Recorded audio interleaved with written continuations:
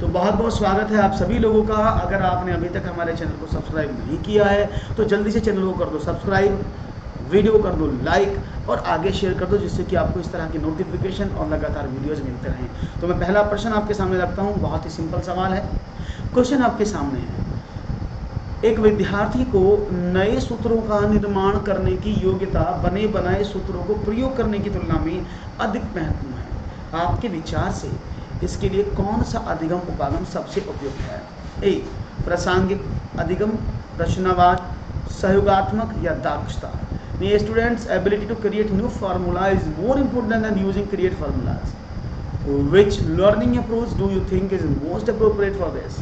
That is contextual learning, constructivism, collaborative learning, efficiency learning. Which one is the right answer according to you? तो मैं देखूंगा आपका जवाब मुझे क्या मिलता है। तेजी से शुरुआत करिएगा सवालों के जवाबों की, जिससे कि हमें पता लग जाए कि आपके जवाब जो है हमें सही मिल रहे हैं, तेजी के साथ मिल रहे हैं और बिना किसी देरी के साथ मिल रहे हैं। तो शुरू हो गई कहानी, जल्दी से बताइएगा आंसर्स क्या है। सभी लोगों के आंसर आने लगेंगे धीरे धीरे और मैं चाह रहा हूं कि सभी लोगों का जवाब तेजी से मिले। Hello hello hello hello, very good afternoon to everyone. तो यहाँ पर जवाब देखते हैं क्या मिल रहा है आप लोगों का। ओके, तो यहाँ पर जवाब मिल रहा है कुछ खास, और यहाँ पर बी ऑप्शन मिला है बहुत ही बढ़िया तरीके से जवाब। क्योंकि बी ऑप्शन क्यों है? क्योंकि विद्यार्थी नए सूत्रों का निर्माण करने की योग्यता रखता है, यानी कुछ नई चीज बना रहा है, क्रिएट समथिंग, और इसी नई चीजों को बोला जाता है रचनावाद यानी कंस्ट्रक्टिविज्म। क्योंकि बच्चा यहाँ अपने फार्मूले को कंस्ट्रक्ट करने के लिए तैयार है, अपने फार्मूले को कंस्ट्रक्शन को दे रहा है। That is the right answer. तो 221 का ऑप्शन नंबर बी एकदम करेक्ट आंसर है। आपको समझ में आया होगा। एक और सवाल आपके स्क्रीन पर चलिए रहा। एक अध्यापक कक्षा 4 के छात्र को निम्नलिखित कार्य देता है। 25 टाइलों को सभी संभव आयताकार व्यूह में व्यवस्थित करें। इस कार्य से निम्नलिखित में से कौन सी गणितीय अवधारणाओं को संबोधित किया जा सकता है? क्षेत्रफल, परिमाप, आयतन, क्षेत्रफल, आयतन, लंबाई, आयतन, क्षेत्रफल, लंबाई या क्षेत्रफल, गुणनखंड और परिमाप। इनमें से कौन सी आकृति को आप समझते हैं क्या किया जाए?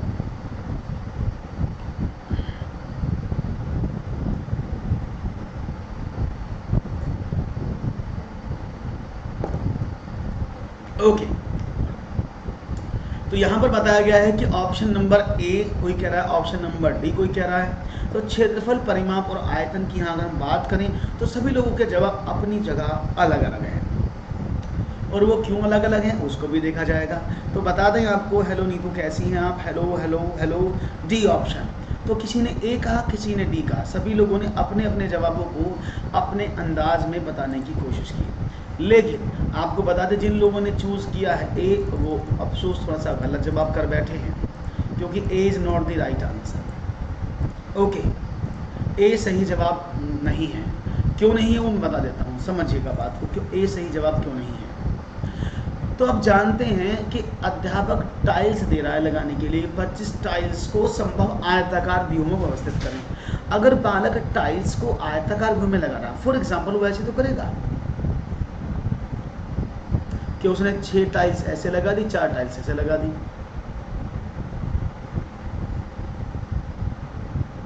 4 ऐसे होगी, 4 या 12 और 6 ऐसे होगी। तो उसने जब टाइल ऐसे लगाई तो एक टाइल बच जाए, कोई प्रॉब्लम नहीं है। लेकिन सभी आयताकार स्तंभों में लगाने पर एक आयत का निर्माण होगा। और जब आयताकार टाइल्स बना रहे हो तो मुझे बताओ, क्या आयताकार आकृति का कभी आयतन निकलता है? क्या आप किसी भी आयताकार रेक्टेंगुलर शेप का वॉल्यूम निकाल सकते हैं? आपने कहा बिल्कुल नहीं निकाल सकते। हेलो अजय कैसे हैं? नहीं निकाल सकते ना आयतन, volume, you can not find out the volume. इसीलिए जहां जहां आयतन था वो तो होगा ही नहीं, इनमें आयतन है तो इसको वो कैलकुलेट नहीं कर सकता। हाँ, क्षेत्रफल, गुणनखंड और परिमाप को वो कर सकता है। अब देखो, वो क्षेत्रफल निकाल सकता है, लंबाई गुना चौड़ाई, कितने टाइल ऐसे, कितने टाइल ऐसे, अगर आप यूनिट टाइल्स की बात करते हैं। वो परिमाप भी कर सकते हैं, इंसान को बुझाऊंगा। अब बहुत सारे बच्चे समझते हैं गुणनखंड में क्या प्रॉब्लम है। देखिए, अगर बच्चा 6 टाइल ऐसे लगाता तो 6 चौक 24, अगर वो 5 गुणा 5 लगाता है तो 5 पंजे 25, तो 25 के फैक्टर क्या, 5 गुणा 5। Is it clear? बात समझ में आ गई? बहुत बढ़िया। तो राइट ऑप्शन था ऑप्शन नंबर डी। एक और सवाल आपके स्क्रीन पर ये रहा जी, दीजिएगा उत्तर एकदम सही सही। ओके, ये रहा एक और सवाल, बहुत अच्छा सवाल है, चाहूँगा जवाब मिले। पियाजे का अनुसार, अगर हम पियाजे की बात करते हैं, ओके, पियाजे की प्रस्ताव के अनुसार माप में विभिन्न भौतिक राशियों के संरक्षण की योग्यता के विषय में सही कथन पहचानिए। भार के संरक्षण की समझ संख्याओं के संरक्षण से पहले आती है। लंबाई के संरक्षण की समझ संख्याओं के संरक्षण से पहले आती है। भार के संरक्षण की समझ आयतन के संरक्षण से पहले आती है, या फिर आयतन के संरक्षण की समझ द्रव्यमान के संरक्षण से पहले आती है। इट मीन्स ओके, देखते हैं। ओके, तो देखते हैं जवाब क्या मिलता है। आपका सवाल,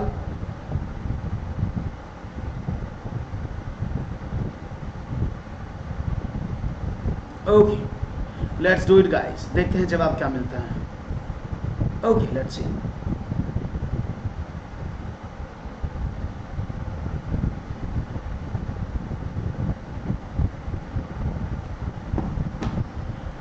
तो देखते हैं जवाब क्या मिलता है, ए, बी, सी या डी। आपका जवाब क्या मिलता है? और बहुत तेजी से उत्तर आने लगे हैं, बहुत बढ़िया।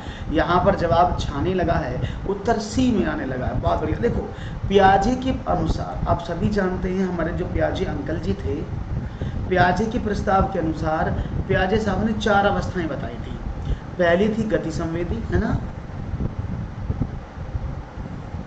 दूसरी थी पूर्व संक्रियात्मक, तीसरी अवस्था थी मूर्त संक्रियात्मक और चौथी थी अमूर्त संक्रियात्मक। तो उन्होंने कहा था कि बच्चा इन अवस्थाओं में स्टेप बाय स्टेप चीज़ों को सीखता है। तो इन अवस्थाओं के आधार पर उन्होंने एक सवाल पूछा कि इनमें से कौन सा सही है। तो पहला सवाल है, भार के संरक्षण की समझ संख्याओं के संरक्षण से पहले आती है, यानी जो वेट है क्या वो नंबर से पहले आता है? आपने कहा सर जी क्या मजाक कर रहे हो, पहले तो बच्चा नंबर सीखता है, पहले तो संख्या ही, जब भी तो बोलेगा 2 किलो, जैसे नंबर पता होंगे, तो गलत लिखा है। क्या लंबाई बच्चा पहले सीखता है, मीटर सेंटीमीटर मिलीमीटर, या पहले वो 1 2 3 सीखता है?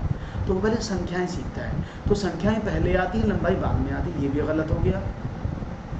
थर्ड की बात करते हैं, भार के संरक्षण की समझ आयतन के संरक्षण से पहले आती है, बिल्कुल सही बात है, क्योंकि जो वॉल्यूम है वो कक्षा 5 का सब्जेक्ट है, टॉपिक है, जबकि भार कक्षा 2 में ही पढ़ा दिया जाता है। तो भार पहले पढ़ाया जाता है, वॉल्यूम बाद में पढ़ाया जाता है, इसका मतलब ये सही है। और आयतन पहले नहीं पढ़ाया जाता भार से। राइट ऑप्शन क्या है? ऑप्शन नंबर 3 सी। आप सब लोगों ने बहुत ही अच्छे से जवाब चुनकर इस सवाल को सही से जवाब को बताया, बहुत बढ़िया जवाब। एक और सवाल आपकी स्क्रीन पर, फिर ये रहा, दीजिएगा जवाब। वॉन हेले के स्तर जिस विकास की अवस्थाओं का संकेत करते हुए हैं, एक ज्यामिति चिंतन, भिन्न ज्यामिति की संकल्पना, संख्या की संकल्पना या स्थानीय मान। वॉन हेले levels indicate the stage of development, that is geometrical thinking, that is fraction, concept of numbers, या लोकल वैल्यू, प्लेस वैल्यू। तो यहाँ पर देखते हैं जवाब क्या मिलता है तेजी के साथ। बहुत अच्छा गिरजा, वेरी गुड। यहाँ पर गिरजा, विशाल, मोहन, मनोहर, अजय, वायरल वीडियो, शोभा, वेरी नाइस। आप सबने एकदम सही जवाब को चुना है और आपका जवाब संवेदी, बहुत बढ़िया, बहुत बढ़िया। सुम्बुल पनवार, बहुत बढ़िया। संवेदी गत्यात्मक जन्म से 2 वर्ष, पूर्व 2 से 7, मूल 7 से 11, और अनौपचारिक नहीं, अनौपचारिक नहीं सुम्बुल, जो आपने मूर्त अवस्था बोला ना, उसी को अनौपचारिक बोला जाता है। औपचारिक अवस्था को बोला जाता है जो आपने लास्ट में लिखा है। ओके, बाकी सब सही लिखा है। ओके, बढ़िया। आगे सवाल बढ़ते हैं और देखते हैं एक और जवाब आपके स्क्रीन पर क्या था, क्योंकि वॉन हेले साहब ने बताए थे ज्यामिति चिंतन के स्तर, है नहीं, ज्यामिति चिंतन के स्तर जो थे 0 से लेकर 4 तक, कुल 5, जिसको आप वॉन हेले लेवल ऑफ ज्योमेट्रिकल थिंकिंग भी कहते हैं, जिसमें 0 लेवल पर क्या था, विजुअलाइजेशन, लेवल 1 पर क्या था, एनालिसिस, लेवल 2 पर क्या था, that is informal deduction.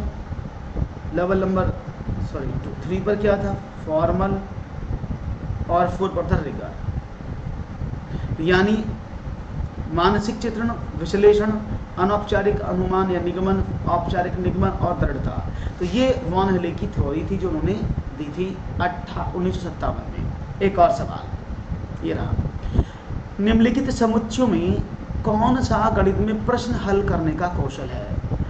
Which of the following is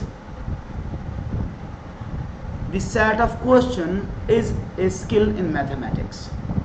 एक, विवेचन करना, चर का प्रयोग करना, प्रतिरूप देखना। ऑप्शन नंबर बी, कंठस्थ करना, अनुमान लगाकर परीक्षण करना, चित्रांकन करना।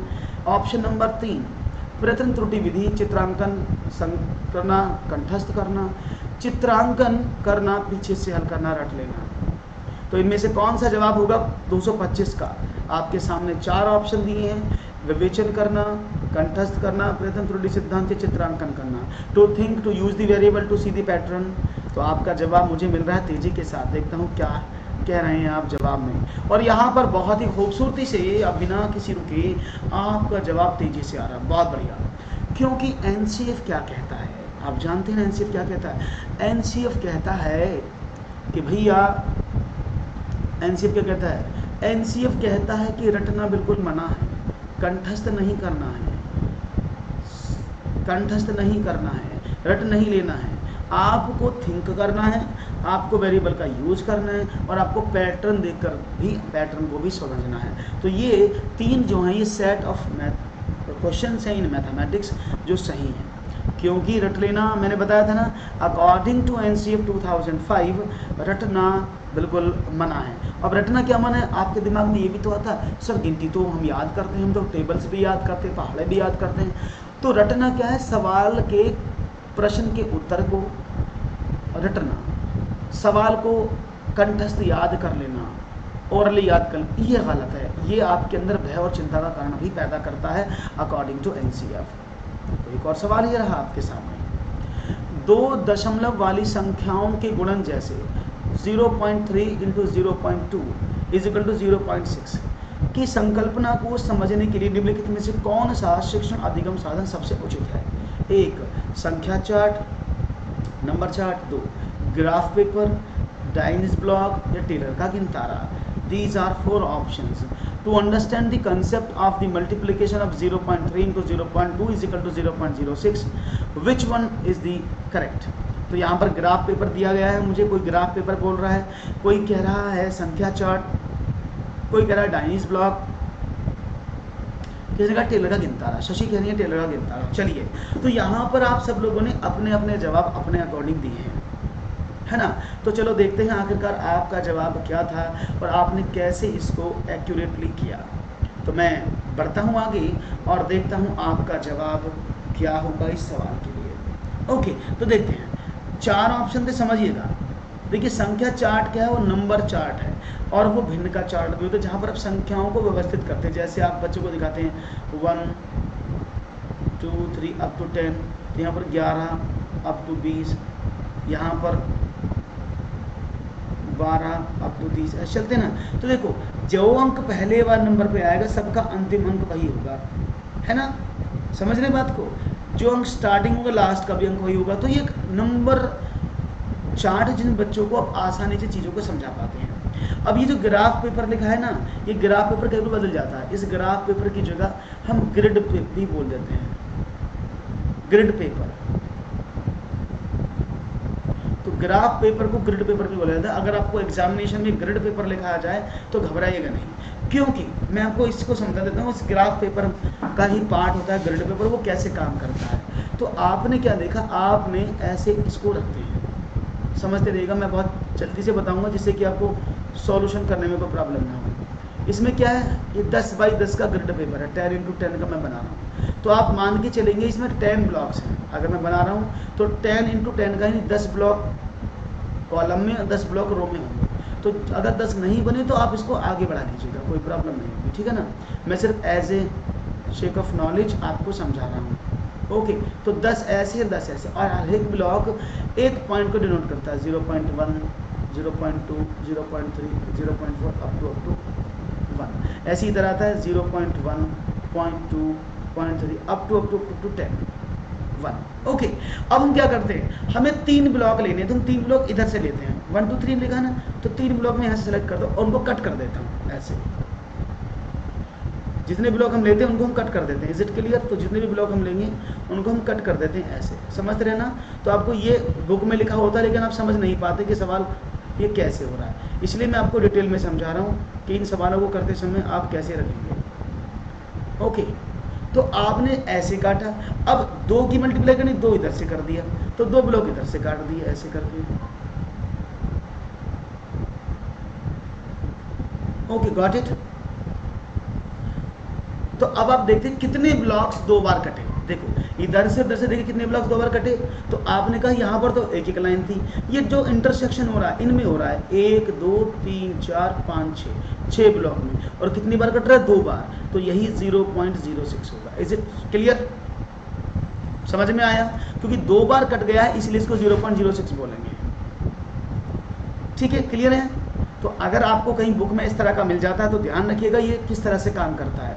और डायनीज ब्लॉक क्या कहते हैं? चलो डायनीज ब्लॉक को बता देते हैं। डायनीज ब्लॉक क्या है? एक ब्लॉक है जिसमें आप चीज़ों को इस तरह से जोड़ते हैं, एक एक यूनिट करके जोड़ते हैं, और एक लाइन में आप सिर्फ 10 यूनिट्स को रख सकते हैं। उसके जब आप 100 की बात करते हैं तो डबल यूनिट जोड़ देते हैं ऐसे। तो ये डायनीज ब्लॉक क्या है? बच्चों को गेम के रूप में संख्याओं को समझ के विकसित करने के लिए काम आता है, जोड़ना घटाने के लिए। और टेलर का गिनतारा, इसको बोलते हैं टेलर्स अबेकस। ये नॉर्मल अबेकस से अलग होता है। टेलर का गिनतारा आपको बता दें नॉर्मल अबेकस से अलग होता है। अबेकस तो जनरली इस तरह का होता है ना, जिसमें आप इस तरह से 9 ब्लॉक्स होते हैं, वायर्स होते हैं, उन पर बॉल पड़ी होती है। तो टेलर का गिनतारा भी कुछ इस तरह से ही होता है, लेकिन वो एडवांस होता है।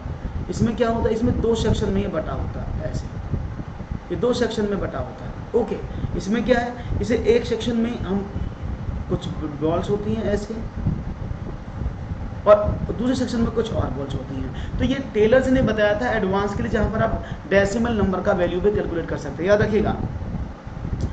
अरे वाह, कॉन्ग्रेचुलेशन सुभाष चंद्रा जी, बहुत बहुत मुबारक हो। तो ध्यान रखिएगा टेलर का अबेकस जो है वो नॉर्मल अबेकस से अलग माना जाता है। तो राइट ऑप्शन था ऑप्शन नंबर 1। क्लियर है? आगे बढ़ते हैं, एक और सवाल ये जान लो, क्योंकि ये सवाल, ये क्वेश्चन आए हुए हैं एग्जामिनेशन में, जो मैं आपके स्क्रीन पर हैं, ये क्वेश्चन एग्जामिनेशन में आए हुए हैं। तो आपको ये समझ में आने जरूरी, यू हैव टू अंडरस्टैंड। 2 दशमलव वाली संख्याओं की गुणन जैसे समझ में आ गया, तो एक और देखते हैं आपका सवाल क्या है। राष्ट्रीय पाठ्यचर्या की रूपरेखा NCERT 2005 की अनुशंसा के अनुसार प्राथमिक विद्यालयों का गणित का पाठ्यक्रम कैसा होना चाहिए? 1, गणितीय संकल्पनाओं में कठोरता देने वाला होना चाहिए, छात्र को प्रोग्रामी गणित के लिए तैयार करने वाला होना चाहिए, छात्रों के प्रतिदिन के अनुभवों से संबंधित होना चाहिए, और कार्यविधिक ज्ञान पर केंद्रित होना चाहिए। As per the recommendation of the National Curriculum Framework NCERT 2005, the mathematical curriculum of primary school should be what? तो यहाँ पर जवाब मिलने लगे हैं मुझे। आप कह रहे हैं 27 का C, यानी गणितीय संकल्पनाओं में कठोरता देने वाला होना चाहिए, छात्रों को प्रोग्रामी गणित के लिए तैयार करने वाला होना चाहिए, छात्रों के प्रतिदिन के साथ अनुभव होना चाहिए, और कार्यविधिक ज्ञान पर केंद्रित होना चाहिए। बहुत ही खूबसूरत जवाब दिया है आपने, कि जवाब मिला है आपका ऑप्शन नंबर C, जो एकदम सही जवाब है। बिल्कुल सही जवाब आपने कहा है, क्योंकि छात्रों के पर डे के आंसर ये तो कहता है कि आपका जो भी नॉलेज है, जो भी बच्चे को आप पढ़ा रहे हैं, वो दैनिक जीवन से कोरिलेट करना चाहिए। अगर वो दैनिक जीवन से कोरिलेट करता है तो वो, याद रखिएगा, कार्यविधिक ज्ञान पर केंद्रित होकर नहीं, वो छात्रों के प्रतिदिन के अनुभव से संबंधित होकर किया जा सकता है। Is it clear? Right option था option number 3 is the correct answer. Is it clear? Okay, great. बढ़ते हैं आगे एक और सवाल की तरफ और देखते हैं क्या मिलता है आगे। सवाल आपका एकदम सही, तो देखते हैं जवाब मिलेगा क्या। मणिकर्णिका बहुत बढ़िया से जवाब दिए हैं। Shashi, very nice. एक और सवाल ये रहा। गणितीय अध्यापन को प्रभावी बनाने के लिए निम्नलिखित में से कौन सी विशेषता नहीं है? आप गणितीय अध्यापन को प्रभावी बना रहे हैं, तो उनमें से कौन सी विशेषता नहीं सही है? 1, छात्रों की त्रुटियों के प्रतिरूपण पर केंद्रित होना, या फिर प्रतिदिन के अनुभवों के साथ संबंध स्थापित करना, एक ही संकल्पना के लिए विभिन्न शिक्षण अधिगमों का प्रयोग करना, एक नई संकल्पना का परिचय देने के लिए समय के नियम का कठोरता से पालन करना। तो इनमें से कौन सा जवाब सही नहीं है ये आपको बताना है। Which one is not the correct answer for the given problem. तो देखेंगे जवाब क्या मिलता है। ABCD के रूप में आप लोगों के जवाब आने चाहिए और आपने जवाब दिया है यहाँ पर। सबसे पहले शशि ने कहा है 3, अजय ने कहा है 1, सुभाष D बोल रहे हैं, अजय ने भी D कहा, गिरजा D, मनोहर D, अजय, सब लोगों ने अपना आंसर D कर दिया था। आपको D, बहुत बढ़िया। सब आपने कोलावेरी D कर दिया है, मुझे लग रहा है इट्स कोलावेरी D। ओके, तो ये कोलावेरी D हुआ है। तो देखते हैं जवाब क्या मिलता है। तो यहाँ पर आपने देखा, अगर हम बात करते हैं प्रभावी बना, देखो अगर आप चाइल्ड सेंट्रिक एजुकेशन करोगे तो एकदम सही है ना, ये चाइल्ड सेंट्रिक का ही तो एग्जाम्पल है। आपने कहा भाई जो भी आप पढ़ाएंगे वो प्रतिदिन के अनुभव पर केंद्रित होना चाहिए, ये भी बात सही है। एक ही संकल्पना के लिए विभिन्न शिक्षण अधिगमों को प्रयोग, बिल्कुल सही बात है। इसको बोलते हैं फ्लेक्सिबिलिटी, याद रखिएगा, इसी टर्म को फ्लेक्सिबिलिटी के नाम से जाना जाता है। यानी जब एक ही संकल्पना को करने के लिए आप विभिन्न शिक्षण अधिगमों का प्रयोग करते हैं, उसी चीज को बोला जाता है फ्लेक्सिबिलिटी। एक नई संकल्पना का परिचय देने के लिए, आप देखो सपोज एग्जांपल मैं आपको पढ़ा रहा हूँ, कोई नया कंसेप्ट समझा रहा हूँ और मैंने कहा भी मैं आधा घंटा बचा, आधा घंटे पढ़ाऊंगा और उसके बाद बिल्कुल बंद कर दूंगा क्लास को, तो वो गलत होगा ना। क्योंकि अगर कोई प्रॉब्लम फंसी है और बच्चों को आप नई संकल्पना दे रहे हैं, तो देन आप समय के नियम कठोरता से पालन ना भी करेंगे। हालांकि समय का पालन करना चाहिए, लेकिन जब आप नया कंसेप्ट समझा रहे हो, नई संकल्पना दे रहे हो, उस समय कठोरता से पालन करना एक अच्छे अध्यापन को नहीं दर्शाता है। You have to clear that doubt if you started. Okay, बढ़िया जवाब। एक और सवाल फिर, तो अच्छे जवाब मिल रहे हैं आपको, समझ में आ रहा है ना सभी लोगों को। ऐसा कोई मेरा साथी जिसको चीज़ समझ में ना आ रही हो, मुझे प्लीज़ इन्फॉर्म कर सकता है। एक और सवाल, प्राथमिक स्तर के विद्यार्थियों के गणित अधिगम का मूल्यांकन करने के लिए निम्नलिखित में से कौन सी प्रभावशील योजना नहीं है। और जब सीटेट में आपको पूछा जाए नहीं है, तो समझ लेना यहाँ पर नहीं का कुछ ना कुछ तो मीनिंग है। इस पर विशेष फोकस करिए। हम बहुत जनरली गलती कर देते हैं और हम नहीं को नहीं जानते। ए, ऐसे कार्यों की अभिकल्पना की जाए, कैसे कार्यों की जिसमें एक से अधिक उत्तर प्राप्त हो सके। मुख्यतः समूह संचालित कार्यों का प्रयोग किया जाए। ऐसे कार्यों की विकल्पना कीजिए जहां यंत्रित रटने और संकल्पना में समझ में अंतर किया जा सके, या विद्यार्थियों की त्रुटियों को जानकर उनके तर्क का विश्लेषण किया जाए। तो यहाँ पर सी ऑप्शन मिल रहा है, बहुत ही अच्छे से जवाब दिया जा रहा है। युग ने कहा है डी, पूनम कह रही है डी, यहाँ पर राधे राधे कहा है प्रीति जी ने, 29 का सी, धापू ने कहा बी। तो यहाँ बहुत सारे जवाब मुझे मिल रहे हैं। धापू अपने आंसर को बी बता रही है और बाकी सब लोग सी बोल रहे हैं। धापू बार बार बी कर रही है। अफसोस धापू, आप सभी लोगों के साथ नहीं है, आपका जवाब बी है और आप बी जवाब दे रही हैं, ये तो मुझे अफसोस के साथ कहना पड़ रहा है। बाकी सभी लोगों के जवाब से ये अलग है। तो आखिरकार आपने ऐसा गलत सवाल का जवाब क्यों दिया, मैं ये नहीं समझ पा रहा हूँ। देखो सब लोगों ने सी कहा है, तो यहाँ पर आप लोगों का जवाब जो दिया है वो है सी, लेकिन धापू ने कहा है बी, जो कि सही जवाब है, एकदम सही जवाब है धापू आपका। बाकी सब लोगों ने ऑप्शन नंबर बी को नहीं दिया, सी को दिया है, लेकिन सी इसका गलत जवाब है। धापू ने कहा है बी, अजय ने कहा है बी, तो एकदम सही जवाब आप लोगों ने दिया। अब समझते हैं आखिरकार ये गलत क्यों हुआ। तो मुझे अफसोस के साथ कहना पड़ रहा है दोस्तों कि सी वालों का जवाब गलत है। कैसे हुआ गलत, कैसे हुआ गलत, चलो देखते हैं। अलग थलग नहीं करना, समझना सवाल को। उसने कहा है आप इवेल्युएशन कर रहे हैं किसी चीज का, तो जब आप मूल्यांकन करते हैं तो आप जनरली क्या करते हैं, आप उसके लिए एक क्वेश्चन पेपर या कोई एक विशेष रूप से कुछ चीज़ का आयोजन करते हैं, चाहे वो क्वेश्चन पेपर हो चाहे वो ओरल टेस्ट हो, है ना, कुछ ना कुछ तो करते हैं ना। तो अगर हम बात करते हैं टेस्ट की, हाँ एमपीटेट के लिए प्रीति जी 15 नंबर का एमपीटेट में था, डोंट वरी।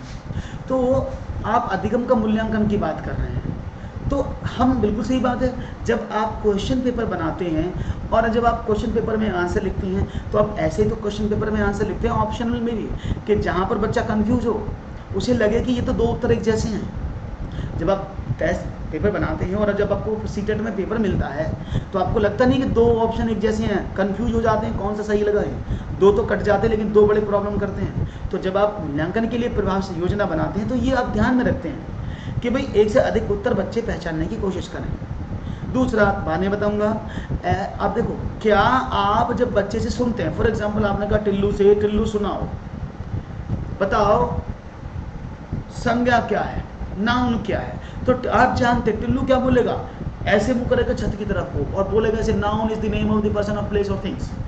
तो आप जानते हैं वो रटकर बोल रहा है। तो जनरली आप जब मूल्यांकन करेंगे तो आप इस बात का विशेष ध्यान रखेंगे कि बालक ने रट के काम किया है या फिर बच्चे ने संकल्पना समझ के किया है। आप दोनों में अंतर स्थापित कर पाएं, ऐसा मूल्यांकन आप करेंगे कि बच्चा रट के लिख रहा है या समझ के लिख रहा है। Is it clear? 3 PM class नहीं होगी आज। ओके, अब बात करते हैं थर्ड। अब देखो विद्यार्थियों की त्रुटि को जानकर, बिल्कुल सही बात है, उनकी त्रुटि को जानकर उनके विश्लेषण किया जाए, ये एकदम सही बात है। तो तीनों काम सही थे। अब ये समूह संचलित क्या है इसको भी समझ लेते हैं, ये क्या कहता है। हुआ यूं कि यहाँ पर टिल्लू, राम सिंह, हरी राम, तुई राम, राम प्यारी, हरदेई, ये सारे बैठे थे एग्जाम में और बोले, टिल्लू ने आवाज लगाई, अरे ओ हरदेई, क्वेश्चन नंबर 5 का तेरा उत्तर क्या आ रहा है? हरदेई बोली मेरा तो 8 आ रहा है। ये तुई राम बोला, अरे ओ राम प्यारी, अरे भैया जरा 5वें प्रश्न को बताइए कैसे किया है। तो यहाँ पर मास्टर जी खड़े थे, तो मास्टर जी क्या कहेंगे, अरे क्या कर रहे हो तुम लोग, गलत कर रहे हो, ऐसे कौन करता है एग्जामिनेशन में। तो ये सारे बच्चे क्या बोले, सर ललित सर से पढ़ा था हमने, उन्होंने कहा था कि जब भी एग्जाम हो तो समूह संचलित कार्यों का प्रयोग करो, एक ग्रुप में बैठ के काम करो। तो क्या पॉसिबल है कि आप सभी एग्जामिनेशन में बैठे हो और आप सभी एक ही किताब को खोलकर चारों ओर बैठ जाओ और मास्टर पूछे क्या कर रहे हो, बोले सर समूह संचलित परियोजना का उपागम कर रहे हैं हम। तो गलत है ना। तो आप जब इवेल्युएशन करते हैं तो आप इंडिविजुअली बच्चे को बैठाते हैं ना कि भाई एक एक गज का फासला लेकर बैठो, ऐसे होता है ना। तो आप जब इवेल्युएशन करते हैं उसमें प्रभावशील योजना ये नहीं है कि आप बच्चों को ग्रुप में बैठाते तब उनका एग्जामिनेशन कराएं, वो इंडिविजुअली होता है। Is it clear? बात समझ में आ गई? तो ऑप्शन नंबर जो 2 था ये वाला, ये आप नहीं कर सकते, दिस इज रॉन्ग, कि आप समूह संचलित कार्यों का प्रयोग नहीं कर सकते, प्रभावशाली योजना नहीं है। एक और सवाल, संख्यांक और संख्या के संबंध में कौन सा सही है, ये आपको बताना है। संख्यांक और संख्या के विषय में निम्नलिखित में से कौन सा कथन सही है। ये बहुत अच्छा प्रश्न है और मैं चाहूँगा इसको समझने की आप सभी लोग कोशिश करें, क्योंकि संख्या और संख्यांक ये सवाल पेपर में आ चुका है। तो सवाल क्या है, संख्यांक एक प्रतीक है जिसे संख्या को प्रदर्शित करने के लिए प्रयोग किया जाता है। एक संख्या को विभिन्न संख्यांकों द्वारा प्रदर्शित किया जा सकता है। दोनों में से सही जवाब क्या है? ए, बी शुद्ध है और ए अशुद्ध है। ए और बी दोनों ही शुद्ध हैं, ए और बी दोनों ही अशुद्ध हैं। ए शुद्ध है और बी अशुद्ध है। इनमें से क्या आप समझते हैं, क्या आप कहते, मैं चाहूँगा जवाब मिले। तो यहाँ पर सिलसिला शुरू हुआ है और बहुत सारे दोस्तों ने ऑप्शन बी को चुना है। आजकल बी पर बहुत ही ज़्यादा भरोसा कर रहे हैं आप लोग और बी का जवाब लगातार आप देते आ रहे हैं। That's very nice. तो बिल्कुल सही जवाब पकड़े हैं आप जिन्होंने कहा है बी, और आकांक्षा आपका जवाब सही नहीं है। B is not the right answer. मैं आपको एक्सप्लेनेशन देता हूँ उसका मतलब क्या है कि ये आखिरकार संख्या और संख्यांक होते क्या हैं। देखो मैंने लिखा यहाँ पर ओके 38। अब इस 38 को मैं कैसे लिख सकता हूँ, ये संख्या लिखी मैंने 38, आप बोले इसको आप ऐसे भी लिख सकते हैं ना,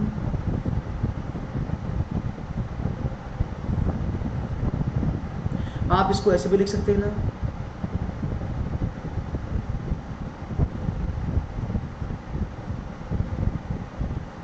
है 38, आप इसको ऐसे भी लिख सकते हैं ना।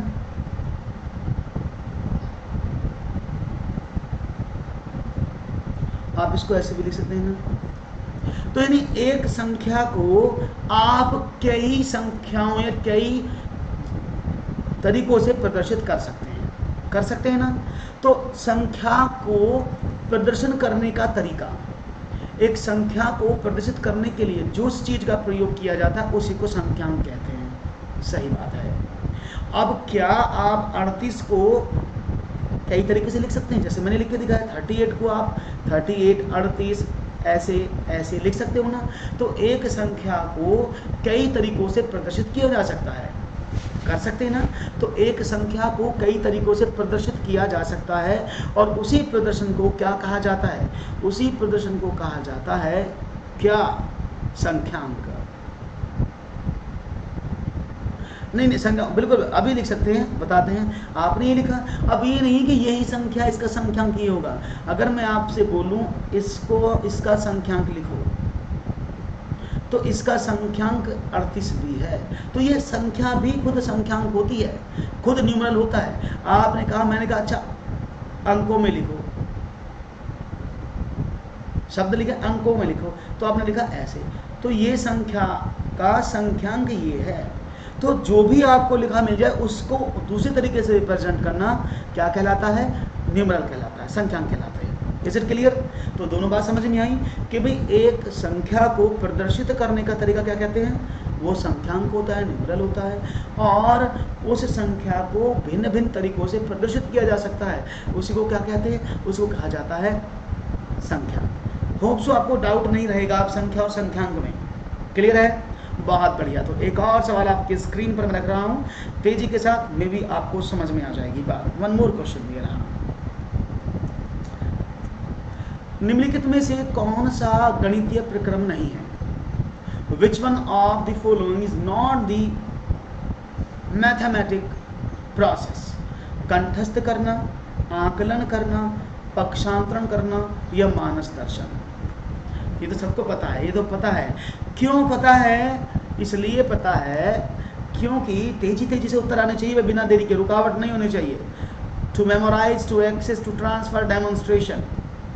तो समझा दें आपको, आप सभी जानते हैं ना एनसीएफ का नारा है कि याद करना पाप है, और जो याद करे और सवालों को लिखे उसके घर में क्या है, सांप है। ऐसे याद रखिएगा। तो याद करना, रटना पाप है। रटना कर सकते हैं याद करने की जगह, तो रटना मना है। Rote learning is prohibited. Is it clear? बहुत बढ़िया, आगे बढ़ते हैं। समझ में आया है तो one more question for you guys, ये रहा आपकी स्क्रीन पर। निम्नलिखित में से क्या प्रारंभिक संख्या संकल्पना से संबंधित नहीं है? Which one of the following is not related with the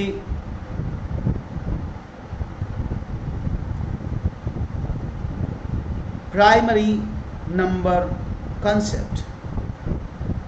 C option. Okay, पक्षांतरण ये क्या होता है इसको समझ लेना एक बार। पक्षांतरण का मतलब होता है ट्रांसफर। जैसे आप लिखते हैं ना 2x square plus 3 is equal to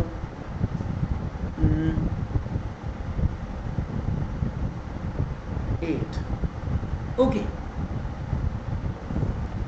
clear? ऐसे कर लेते हैं। या 2x, तो आप क्या करते हैं, 2x square is equal to 8 minus 3 लिखते हो ना। तो यही पक्षांतरण है। आप इस पक्ष को उधर भेज देते हैं।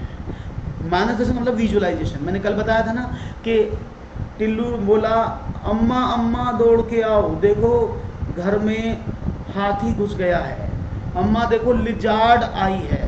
बताया था ना, ये सब पता है ना सबको। तो इसलिए क्लियर हो गया? ओके, अब बात करते हैं इसकी। निम्नलिखित में से क्या प्रारंभिक संख्या संकल्पना से संबंधित नहीं? Which one is not related with the initial number concept system? तो आपने कहा है कि यार यहाँ पर तो संरक्षण भी है, मापन भी है, वर्गीकरण भी है, वर्ग समावेश भी है, इनमें से कौन सा प्रारंभिक संख्या संकल्पना संबंधित नहीं है? तो यहाँ पर बहुत सारे जवाब आएंगे। ए, बहुत बढ़िया, ए मिला है, बी मिला है। सब लोगों ने अपने अपने जवाब देने का सिलसिला बढ़ाया है और मैं आपको बता दूं, क्लियर कर दूं, इसका सही जवाब मापन होगा। ये मैंने बताया भी था आपको प्रीवियस में एक बार और, कि कंजर्वेशन हो सकता है, क्योंकि कंजर्वेशन मापन से पहले आता है। अभी बताया था ना, माप की समझ का संरक्षण पहले आता है।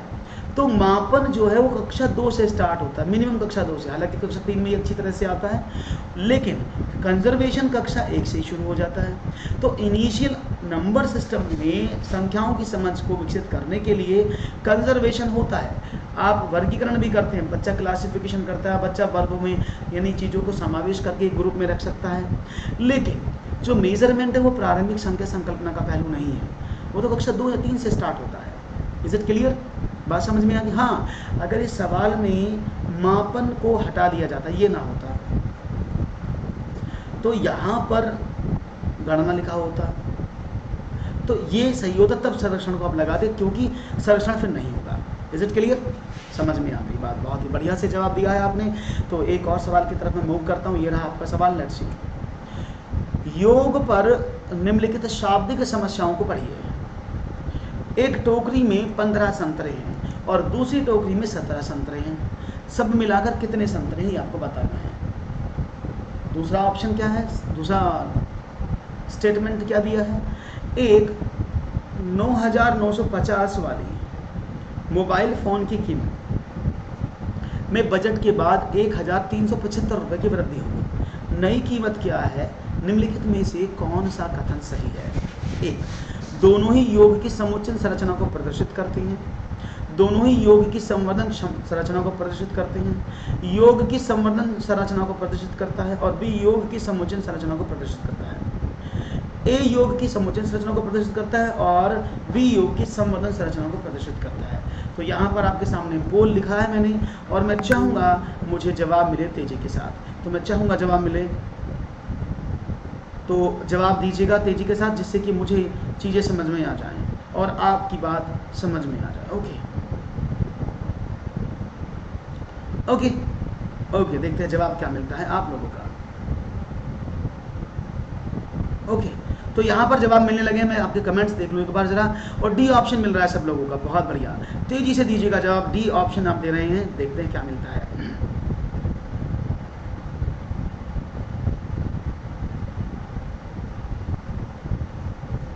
ओके, क्लियर है, बढ़ते हैं आगे, बात समझ में आ गई आपको? डन।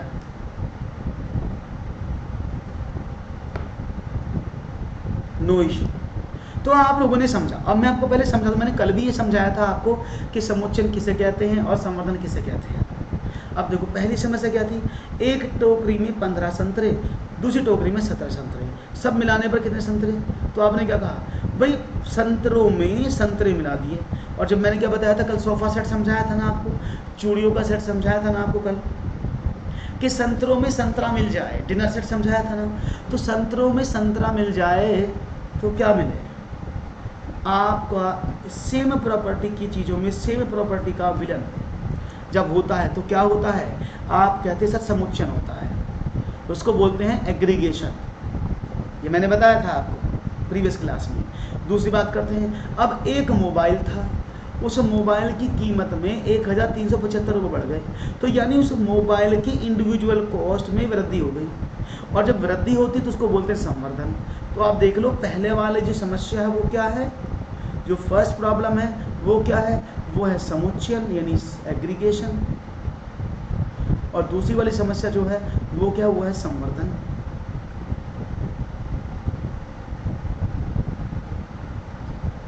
ठीक है, अब देखते हैं, दोनों कथन योग की समुच्चय संरचना को प्रदर्शित करते नहीं, सिर्फ एक करता है। दोनों योग की संवर्धन बिल्कुल गलत, एक करता है। ए योग की नहीं, ए योग की संवर्धन क्षमता को नहीं करता, संरचना को नहीं करता, ए तो समुच्चयन को करता है और बी करता है संवर्धन को। तो राइट ऑप्शन क्या था? ऑप्शन नंबर 4, ए योग की समुच्चय संरचना सही है और बी योग की संवर्धन संरचना को प्रदर्शित करता है। Is it clear? बात सबको समझ में आया ना? कोई ऐसा मेरा साथी जिसको एक भी डाउट हो, कोई भी प्रॉब्लम हो, तो ही और she can ask. Okay, he or she can ask directly if you have any issue. Is it everything clear? तो वन मोर क्वेश्चन लिया जाए। चलो एक और सवाल दीजिएगा जवाब इसका।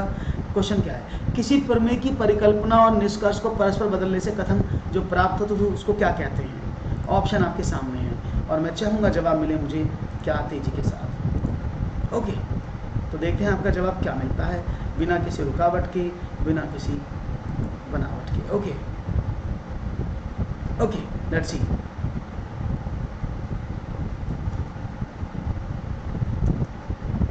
किसी प्रमेय की परिकल्पना और निष्कर्ष को परस्पर बदलने से प्राप्त कथन कहलाता है। ये सवाल आपके सामने और मैं चाहूंगा जवाब मिले तेजी के साथ। तो what will be your right answer? Okay, देख रहे हैं हम जवाब क्या देते हैं आप लोग। और यहाँ पर सभी लोगों ने डी ऑप्शन को चूज किया, इनमें से कोई नहीं। क्या बात है, कोई सब जवाब दे रहे हैं कि इनमें से कोई नहीं। ऐसा क्यों भाई, इनमें से कोई नहीं होगा क्या? सब लोग कह रहे हैं इनमें से कोई नहीं, इनमें से कोई नहीं। तो मुझे आपके जवाब नहीं मिल रहे हैं। जल्दी से दीजिएगा जवाब, जिससे कि मुझे पता लग जाए कि भाई यहाँ पर तो जवाब कुछ और आने चाहिए और आप कुछ और जवाब दे रहे हैं। ओके, तो यहाँ पर 234 का डी मिल रहा है, उपरोक्त में से कोई नहीं। कोई कह रहा है सी, प्रमेय का प्रतिधनात्मक, कोई कह रहा है सी, कोई कह रहा है डी। तो यहाँ पर सभी लोगों ने अपने अपने आंसर्स को बहुत ही बेहतरीन तरीके से चुनने का प्रयास किया है, जो बहुत ही काबिल तारीफ है। Very nice, so nice of you. Okay, कोई प्रॉब्लम नहीं, डन, बढ़िया। तो 224 का सी आपने कहा है, 34 का सी। तो मैं आपको बता दूं, ये अफसोस अगर मैं आपसे कहूं, किसी ने भी सही जवाब का चयन नहीं किया है। None of you give the right answer, सबका जवाब गलत है। सही जवाब है ऑप्शन नंबर 1, प्रमेय का प्रतिलोम, इनवर्स ऑफ द थ्योरम, और इसको बोलते हैं आप opposite of the theorem. Okay, opposite of the theorem इसका सही जवाब था। तो किसी ने भी जवाब सही नहीं दिया। अब समझते हैं, परिकल्पना को बोलते हैं हाइपोथेसिस, यानी आपने किसी भी परिकल्पना को किया और निष्कर्ष को आपने माना परिकल्पना, यानी आपने कुछ लेट किया और लेट करने पर जो आपने माना उसको आपने रिजल्ट से बदल दिया। मैं इसका एग्जांपल देता हूँ।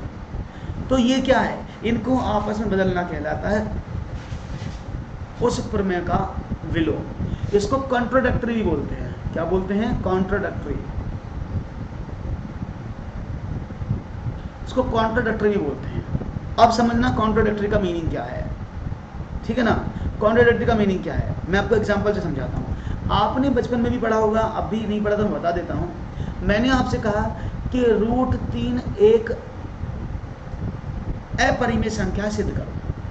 ऐसे सवाल आपने कई बार देखे होंगे ना, कि √3 को सिद्ध करो कि एक इरेशनल नंबर है। तो हम क्या मानते हैं, हम स्टार्टिंग में हाइपोथेसिस लेट करने को बोलते हैं परिकल्पना। जब आप मानते हैं, हम स्टार्टिंग में मानते हैं कि लेट √3 एक परिमेय संख्या, एक रेशनल नंबर है। तो हम क्या करते हैं कि P/Q = √3। फिर हम इसको आगे सॉल्व करते हैं और लास्ट में हमें ये पता लगता है कि भाई जो हमने माना है ये तो गलत है, वी आर रॉन्ग। ऐसा पढ़ा है ना आपने कि हमने जो लेट किया वो तो गलत था। इसका मीनिंग क्या हुआ कि जो हमने लेट किया है वो गलत है, और हम क्या करते हैं कि हमारे द्वारा मानी गई तथ्य गलत है, अर्थात अतः दी हुई संख्या अपरिमेय संख्या है। करते हैं ना, तो उसी को बोलते हैं कंट्रोडक्टरी पार्ट, जिसको प्रमेय का विलोम बोलते हैं। इनवर्स ऑफ द थ्योरम नहीं बोलते, ठीक है, या अप्रोक्सीमेशन ऑफ द थ्योरम नहीं बोलते। अभी समझ में आ गया सबको? अब तो गलत नहीं करेंगे। फ्यूचर में अगर ये सवाल आ जाएगा तो अब तो गलत करने के चांसेस नहीं है ना। चलिए, बहुत ही अच्छे से आपने उत्तर दिया है। एक और सवाल आपके मैं स्क्रीन पर रख रहा हूँ, ये रहा। राष्ट्रीय पाठ्यचर्या की रूपरेखा 2005 के अनुसार गणित की शिक्षा का मुख्य उद्देश्य बच्चों की गणितीय क्षमताओं का विकास करना है। स्कूली गणित का सीमित लक्ष्य है लाभप्रद क्षमताओं का विकास। यहाँ गणितीय गण बच्चे की ब्लैक, ये क्वेश्चन मार्क है, क्षमताओं का विकास करने की ओर संकेत करता है। किन क्षमताओं को विकसित करने के लिए बच्चा यहाँ पर आपसे कहता है? पूर्व धारणाओं को उनके तार्किक निष्कर्ष का अनुशीलन करने के लिए। चलो आप पढ़ो और पढ़ के मुझे जवाब दो। मैं तेजी से चाहूँगा आप लोग का जवाब आए, है ना। ये ज़्यादा बेटर रहेगा कि आप लोग अपना जवाब तेजी से देंगे मुझे। ओके, तो देखते हैं आपका जवाब मुझे क्या मिलता है। तेजी से देखेंगे आप लोगों के जवाब क्या आते हैं हमारे पास। तो मैं देख पा रहा हूँ आपके जवाब क्या मिल रहे हैं भाई। यहाँ तो कुछ खासम खास जवाब आ रहे हैं आप लोगों के। तो देखते हैं आप लोगों के जवाब कितने, किस लेवल तक, किस सीमा तक सही हैं। तो आप लोग जवाब दे रहे हैं तेजी के साथ, और मुझे लग रहा है कि आपके जवाब काफ़ी अच्छे होंगे, जैसे कि मैं आप देख पा रहा हूँ। बहुत बढ़िया। Okay, very nice. तो यहां पर जवाब मिला है आप लोगों का, और मैं देख रहा हूं जवाब तेजी के साथ मिल रहे हैं और सुंदर सुंदर जवाब आपके आ रहे हैं। और आपने कहा ए, क्योंकि बड़ा है तो बेहतर है। आप सब जानते हैं इस बात को कि जितना बड़ा होगा उतना बेहतर उत्तर होगा, है ना, ये सबको पता है। इसलिए आप सबने बड़ा है तो बेहतर वाला कॉन्सेप्ट तो नहीं लगाया, पक्का लगाया होगा बड़ा है तो बेहतर है ना। तो बड़ा है तो बेहतर है, आप अपना कॉन्सेप्ट लगा रहे हैं, दैट्स वेरी नाइस, और बहुत ही बढ़िया तरीके से आपने उत्तर दिया है। तो बड़ा है तो बेहतर है, कोई प्रॉब्लम नहीं। तो 35 का ए आपने चूज किया है। ओके, बढ़िया जवाब आप लोगों का। क्यों है ए, बता देते हैं। ए क्यों है उसको भी देख लीजिएगा। पाठ्यचर्या के अनुसार गणित शिक्षण का मुख्य उद्देश्य गणितीय क्षमताओं का विकास करना, बिल्कुल सही बात है कि बालक को आपकी उनकी प्रायर नॉलेज के साथ जोड़ने और अमूर्तन पुनराचरण के लिए ज्यामितीय रूप से चिंतन और तर्क के बच्चों के साधनों का विकास करने के लिए किया जाता है। तो राइट ऑप्शन आपने दिया है एकदम करेक्ट, कोई भी प्रॉब्लम नहीं है, सब एकदम अच्छा जवाब दिया आपने। That's very nice, that's very good. Okay, बढ़ते हैं आगे।